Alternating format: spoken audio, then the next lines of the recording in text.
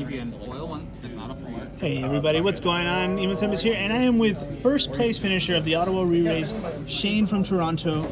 Shane, you had a great weekend, obviously, and honestly, playing what I'm looking at a very unorthodox deck, just from the outside looking in. So I'm definitely going to need you to explain this to me and everyone watching. So yeah, it's a Terra deck. It's called okay. Codename Terraforming. I called it. It's okay. A little bit unlike any Terra deck you've probably ever seen before. A lot of the decks that I've seen kind of focus on the ice aspect of it, but as you can see, there's only 4 cards with ice in the element in this deck. It's heavily focused around turn count, as you pointed out, cast count. But it's focused on denying my opponent resources, board wiping, and just overall, it's a control deck. It's meant to control my opponent's resources and go from there, whittle them down, so to speak. All right, so walk us through it. Let's talk about these forwards, right? Yeah. So this is the star player, obviously. Terra, when she enters play, you reveal X amount of summons. Obviously, I have a lot of summons in this deck. I think the count's at 21, if I recall correctly. You dull freeze a character for every summon that you reveal. And in combination with other things, that leads to freezing all the backups out, or freezing all the aggro forwards, especially giving me some time to set up my larger strategies, which revolve around constantly reusing summons with Kryl, board wiping with combinations of Rydia, Lulu, power reduction, setting up Zidane Thievery, and nonsense like that, or even Luso, who's kind of just a tech card here, and Locke. Her other ability is that she also dull or freezes a forward and a backup on every summon cast. And so you can imagine with my summon lineup, which is all very cost-effective summons for the most part, you will essentially lock them out of the game for a very long period of time. Was that a pun? Yeah, there you go.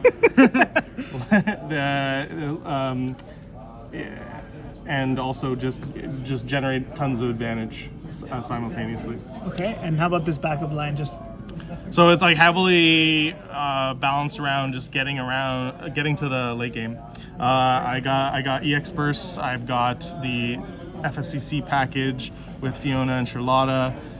It's all about finding that Shantoto to reset the game essentially and set up for the Terra play. And yeah, so high EX count in this deck. That was definitely 18, I think, in this version. I've had other versions with up to like 22, but this is kind of the version I settled on.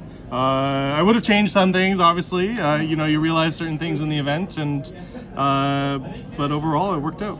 Cool. Yeah. So let's touch more on that. What are some of the changes you would have made, and why? Atomos was like a key player today. You can see him here, 2 of him. The void that Mashari left in this deck was significant, obviously.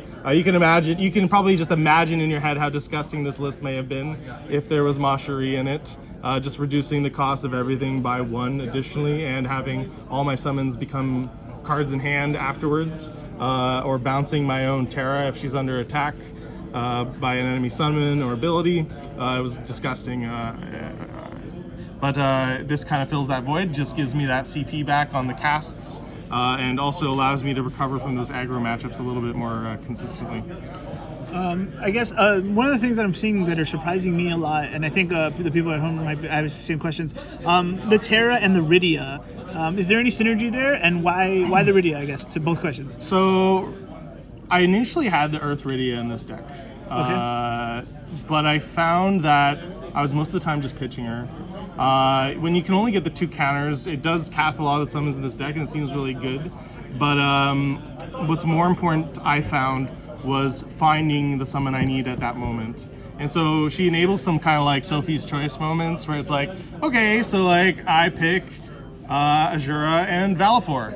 And then they're like, oh shit, which one do I give him? Do I get my board wiped or do I get my board wiped? Like, that's the options here. Right. And so I really found that useful. And even like, or Hackathon, I could go Hackathon, Valifor, board wipe or board wipe, your choice, right?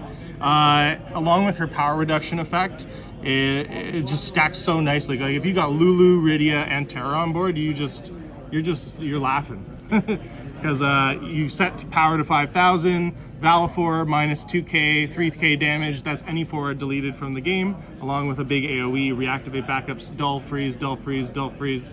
Like you can begin to see like the combo potential here with the cast count. Wow, that combo alone just sounds really. That last one you just said is very interesting. I guess before we wrap up, the only real question I have is, obviously you made the right choice bringing this today. Yeah. What were some of the matchups you were looking forward to? Like, where does this deck have the advantage, and what were you hoping to avoid throughout the day? Definitely any mid-range deck, like a lot of the fire decks that we're seeing nowadays with like Braska and stuff. I feel like I have a distinct advantage against those decks. They typically don't run tons of forwards, depending on the variant, of course.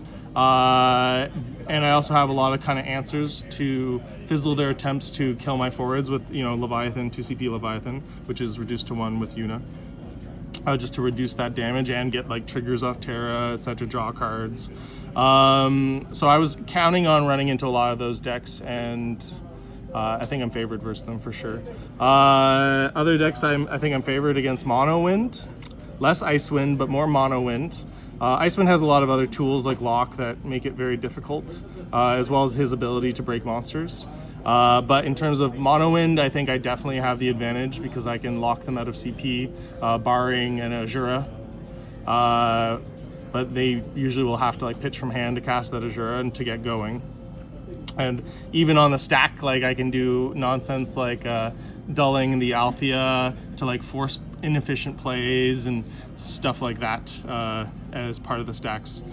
In terms of other matchups I thought I'd run into, Earth Lightning, I think I'm favored again. That's more of a mid-range list. And again, if we go to far turns, I don't have enough forwards for Exta to really be a threat for the most part. Really, the only way they can ever get live is with their own stuff. But I've tested against that deck pretty extensively, and usually I can either lock them out of resources completely, or that's all they can do. They can't do much, to be honest. Is what I've found, anyways. Well, first of all, congratulations. Yeah. And is there anyone you want to give a shout out to? Shout out to all my Canada crew. Jonathan Gordon, Tony Jin, Will Kwan, Anthony, Jesse, who came all the way from PEI to visit us, Richard, Digger, and the OSSS TCG crew, Justin from Barrie, who's also part of our kind of collective GTA family, who also got second. And I know I'm missing people, Tayo, Andy, looking over here just to see the faces, Ryan, who, begrudgingly we managed to get him out from time to time, but I'm glad he came out for this trip. Also just everyone who came from the United States, just such an amazing experience. Met some really, really awesome, fun people today. Amethyst, shout out to you. I love your ninja deck. Cat 4, it was definitely the most fun deck I played all day. Twice, right? Twice. Yeah. 2 days in a row, yeah. Are we going to see you in San Diego? We'll have to see. We'll have to see. Yeah. Let's show everybody the trophy and before we say goodbye. There we go. Shane, everybody. Congratulations. Bye-bye, everyone.